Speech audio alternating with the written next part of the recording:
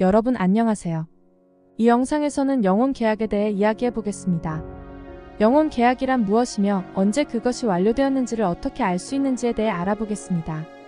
우선 영혼 계약이란 무엇일까요?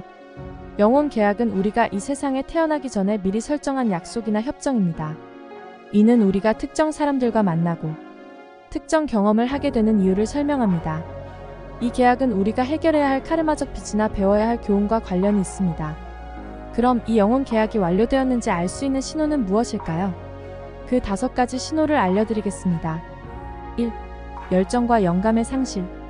현재의 관계나 일에 대한 열정과 영감을 잃은 경우, 이는 계약이 끝났음을 의미할 수 있습니다. 예전에는 즐거웠던 일이 이제 무의미하게 느껴진다면, 이는 새로운 방향으로 나아갈 때임을 암시합니다. 2. 집착과 강박. 특정 관계나 일에 과도하게 집착하는 것은 영혼 계약이 완료되었음을 나타낼 수 있습니다. 이 집착은 우리가 계약을 완료하지 못한 채 그 자리에 머물러 있다는 신호일 수 있습니다. 3. 외부의 힘.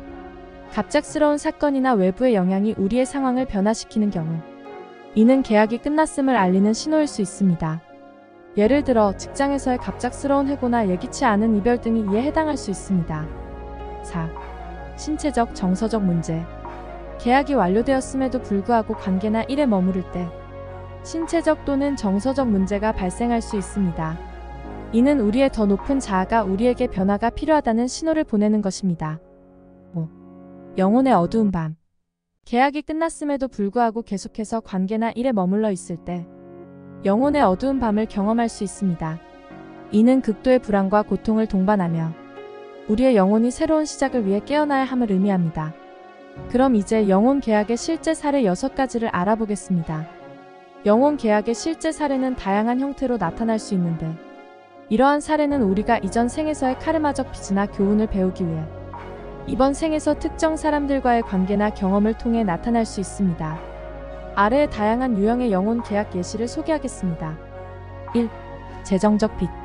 전생의 재정적인 문제로 다른 사람에게 빚을 진 경우, 이번 생에서는 그 빚을 갚기 위해 함께 사업을 하거나 재정적 지원을 하는 관계로 다시 만나게 됩니다. 예를 들어 전생에서 재정적인 실수로 사업을 망친 사람이 이번 생에서는 그때 빚을 진 사람과 협력하여 성공적인 사업을 일구어 빚을 갚는 경우가 있습니다. 이렇게 두 사람은 다시 만나 과거의 실수를 바로잡고 서로의 재정적 안정을 도모하게 됩니다. 2. 가족관계의 카르마. 전생의 가족관계에서 문제가 해결되지 않았던 경우, 이번 생에서는 같은 가족으로 다시 태어나 그 문제를 해결할 기회를 갖게 됩니다.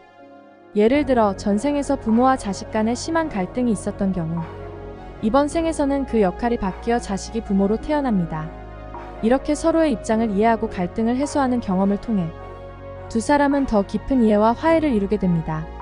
3. 사랑과 관계. 전생에 사랑이 이루어지지 않았거나 배신당한 경험이 있는 경우, 이번 생에서는 그 사람과 다시 만나 일을 완성하거나 상처를 치유할 기회를 가질 수 있습니다.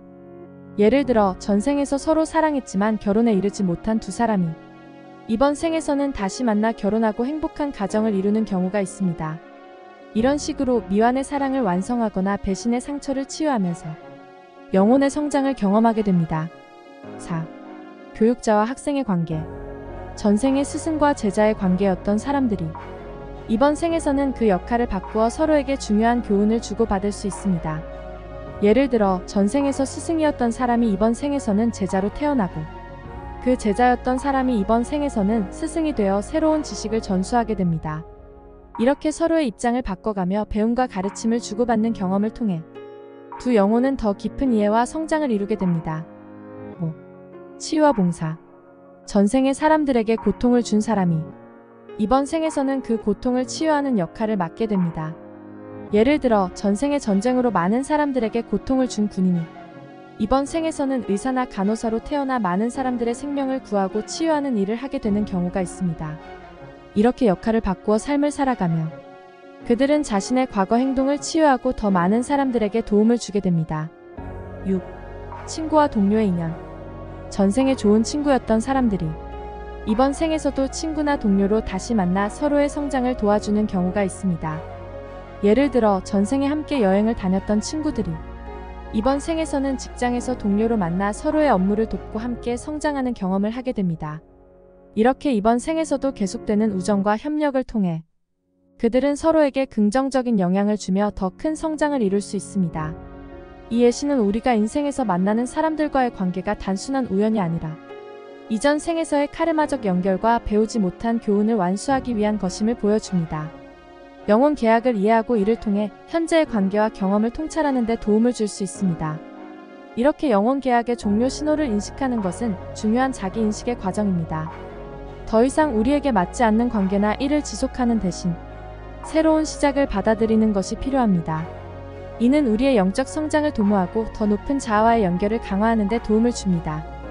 여러분의 여정에 도움이 되었기를 바라며 시청해주셔서 감사합니다. 이 영상이 마음에 드셨다면 좋아요와 구독을 눌러주세요. 감사합니다.